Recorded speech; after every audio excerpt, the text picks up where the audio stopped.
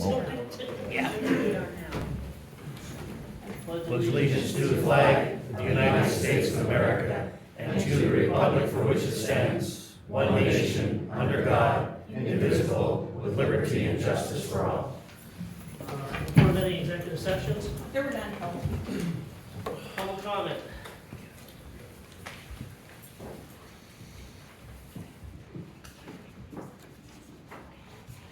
Jeff Donald, Palo Alto. I see we're doing a proclamation for Drinking Water Week. Maybe we can incorporate, get some testing on the water done for the people in the west end of the county. They deserve that. They can't be celebrating Drinking Water Week when they have to be scared to drink their water, let alone breathe the air out there. It's also National Nurses Week. I see that's missed there. You guys have a definite large amount of nurses throughout the county that are not only employed by the county, but in the county. They all deserve recognition as well. Mr. Hatter, we'll go back on that again, because I never get an answer. It's always personnel matters. 2 months paid working from home. Again, why is he not unpaid? Some people had to go 950 days almost of unpaid suspension. He's still able to communicate with people in the courthouse and interact with them. And what's taking so long with the investigation? Seems like everything with this county is so delayed, backdated, slow. It's at a snail's pace. Give the taxpayer something there. Give them an answer. Perverts always get rewarded in this county. It's been a proven track record. How was the tax sale? Do you guys consider that a success? Anybody check into it? Probably not. I don't know how you can have less than 24 properties go to sale and be a success. Some of them are getting disputed as well. Again, gonna still ask about Deb Dash and her union contract. Other employees left because of the same thing. You can't leave and then come back at the same rate. Commissioners do not have the power according to the contract, the union contract. So it looks like he's gonna get more EEOC complaints and lawsuits, but he's refused to answer any of that. Pre-release center, you're gonna vote to extend this Crabtree firm again. Back in 2008, you had $3 million aside. You scrapped it because it was gonna be $4 million. In 2018, it was estimated at $12 million. 2020, it was $15 million. Now it's rumored to be over $25 million. What exactly is this firm doing? Several extensions, no results. Why do we keep kicking the can down the road with every consultant that we get? McNee Wallace, they had a report, McNee's Wallace. Nobody's ever seen that. We paid how many tens of thousands of dollars for that? Eckerd Siemens, I believe the last I seen was $40,000 we paid for that report. Nobody's ever seen that. So this is 3 firms that were paying astronomical amounts of money, nothing but extensions, and you guys have nothing to show for it. Again, the taxpayers are getting screwed by this. So let's get some answers here. Again, Ash, Hatter, and Crabtree, Eckerd Siemens, and McNee's Wallace. Let's give some answers to the taxpayers where their money's going. Thank you. Any other public comment?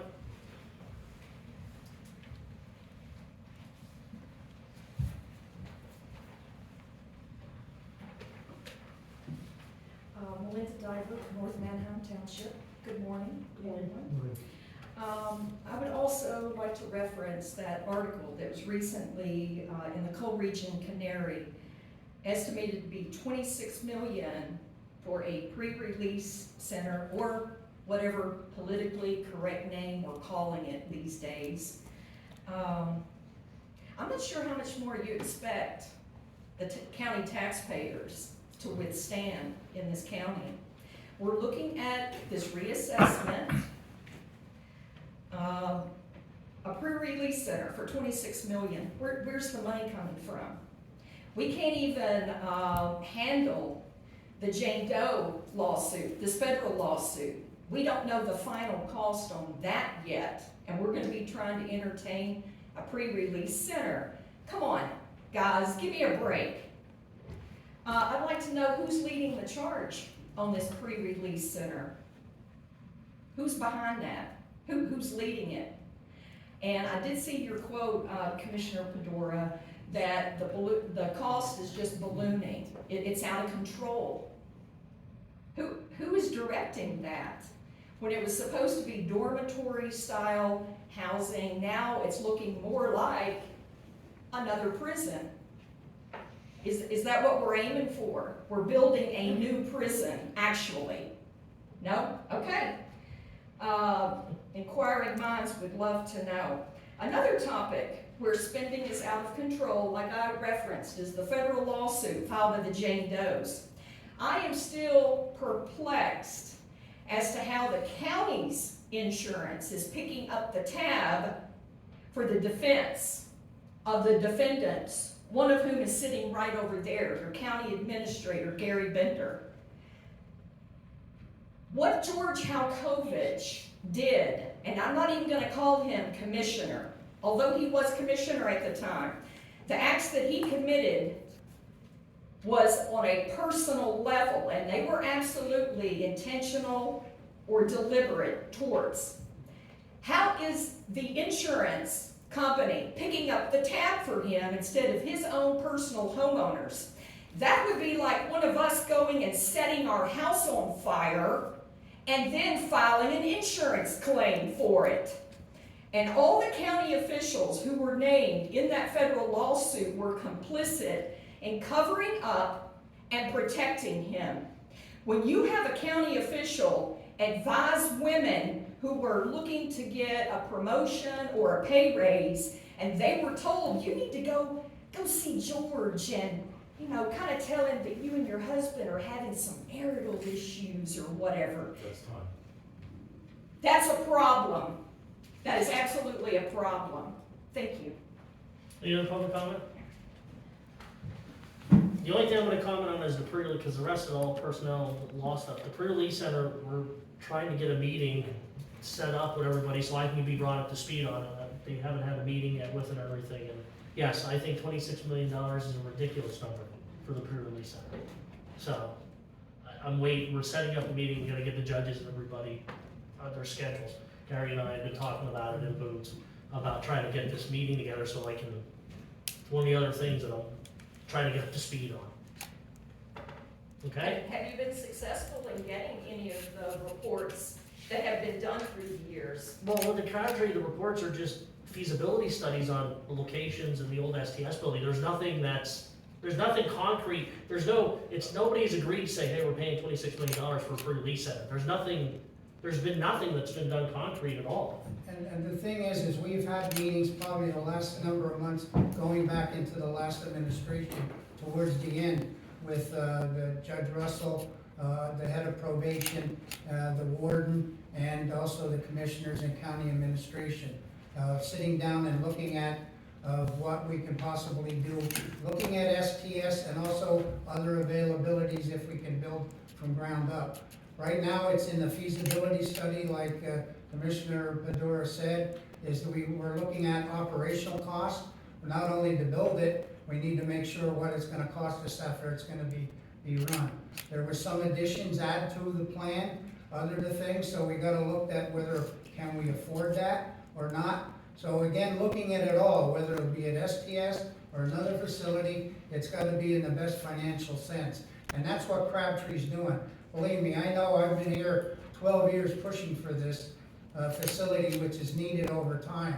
And we can keep going and say, no, we don't need it. But we're actually, it's costing the county tons more money when our recidivism is at 85%. And we have people going in and out. We have treatment programs. The thing is, we don't have the room to treat these folks. And that's what this facility was maintained to hopefully do before they go out on the streets. Give them an opportunity that they can go back into being a regular productive citizen, of hopefully finding a job, a house, getting off whatever substance they might be on, and to doing that and to bring those numbers down. Will we save everyone? You don't know, but if you can save a majority, that's gonna help save money over the cost. And that's been the thing that's looked at. And believe me, I know the length of it, it's not easy. So we've been really diligently this last probably 6 months looking into this project, definitely on how we can move forward with it. No, I concur with Mr. Hesby.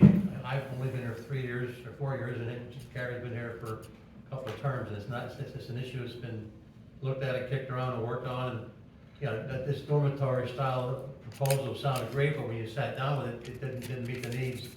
And the last thing we want to do is build a building that nobody uses. Even if it's only $4 or $5 million, that's doesn't meet our needs and can't be used, so that would be a waste of money too. So it's a very complicated, interactive process, and we're trying our best. We all, like Mr. Hess said, we have the adult probation, the warden, we got the judge, he's doing on probation, all trying to sit down and come up with a plan that's gonna meet the needs and not break the taxpayers. So, thank you. Okay, gonna move on with the meeting. We have a proclamation today for National Drinking Water Week. I'll make a motion to proclaim the week of May 5th through 11th as National Drinking Water Week. Second? No question? Commissioner Fedora? Yes. Commissioner Heatherington? Yes. And Commissioner Hess? Yes. I believe they're here for the proclamation to drink water. I have it at every meeting. Do it there. Huh? Can you do it there? I have it at every meeting. No, can you do it there? Can you, You want it over there? right here?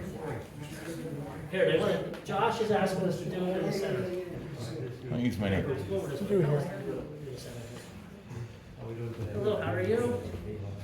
Come over this way. Mr. Pat, just see your handsome dog here. So we have a proclamation, come on over here more. Josh wants to take pictures of the times there. Whereas the 2024 National Drinking Water Week is celebrated from May 5th to May 11th, 2024. A safe, reliable water supply is critical to the success of any community. It creates jobs, attracts industries and investment, and provides for health and welfare of citizens in ways ranging from disease prevention to fire suppression and more. So, congratulations on National Water Week. Who wants the proclamation? You take it? Yes. Okay. Thank you. Thank you. Do you want to say anything, Boots, Karen? How about these guys? Do they have Do any you want comments? anything to say? Yes, sir.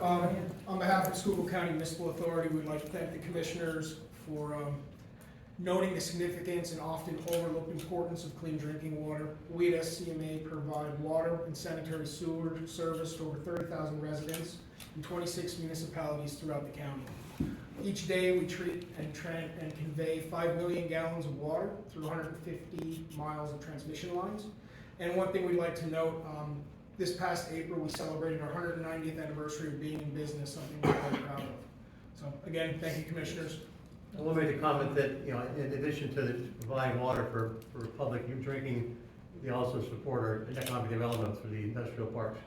And the county did give $500,000 out of ARPA money to help support the expansion of your operations up there. So, Yes, thank you. we need jobs, we need economic development, and that's part of the whole part of the deal, so. Yeah, I must say, in economic development, if you don't have the infrastructure, the companies aren't gonna come here.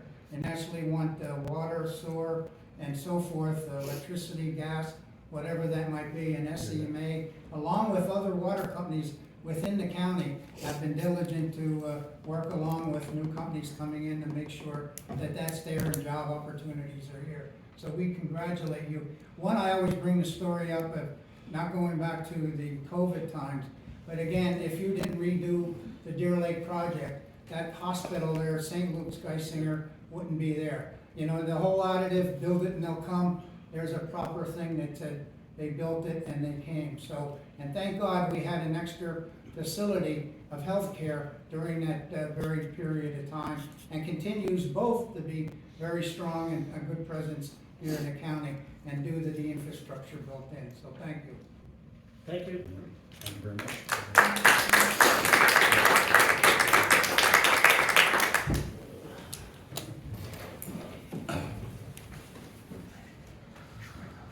Can I have a motion to approve the minutes for the commissioners meeting on April 25th? So moved. Second? On question? Commissioner Fedora? Yes. Commissioner Heatherington? Yes. Commissioner Hess? Yes. Can I have approval for the minutes for the commissioners work session of May 1st? So moved. Second? On question? Commissioner Fedora? Yes. Commissioner Heatherington? Yes. Commissioner Hess? Yes. Can I have a motion to approve what was presented by the grant writer at our work session? So moved. Second? On question? Commissioner Fedora? Yes. Commissioner Heatherington? Yes. Commissioner Hess? Yes. Can I have a motion to approve what was presented by children and youth at our work session? Motion to approve all 4 requests from children and youth. Second? On question? Commissioner Fedora, Yes. Commissioner Heatherington, Yes. Commissioner Hess. Yes. On behalf of engineering, can I have a motion to approve what was presented at our work session? Motion to approve the Crabtree Rohrbaugh Associates extension. Second? On the question? Commissioner Fedora, Yes. Commissioner Heatherington, Yes. Commissioner Hess. Yes. Wait, on behalf of liquid fuels, Motion to approve the agreement with Oliver Benich. Second? on the question?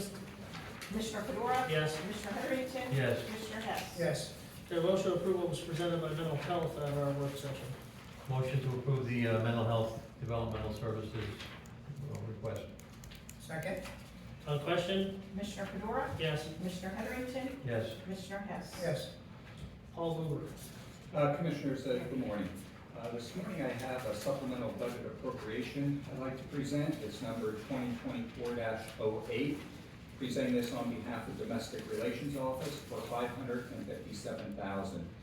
Commissioners, the intent is to move money from, they have what they call an incentives fund over to their operating fund to supplement their cash flow. The reason why I'm presenting this before the board today is a little background information. Domestic Relations is approximately about a $2.5 million operation. About 67% of their funding comes from the federal government. Unfortunately, reimbursement from the federal government is not coming back on a timely basis, which is creating this cash flow squeeze. So in order to avoid it putting the burden on the general fund to help out with the operating cost, Domestic Relations came forward with the idea to utilize their incentives fund to help out their operating fund to help them through this challenging time. Okay. And that money will be reimbursed once the federal government It's- pays their allocation.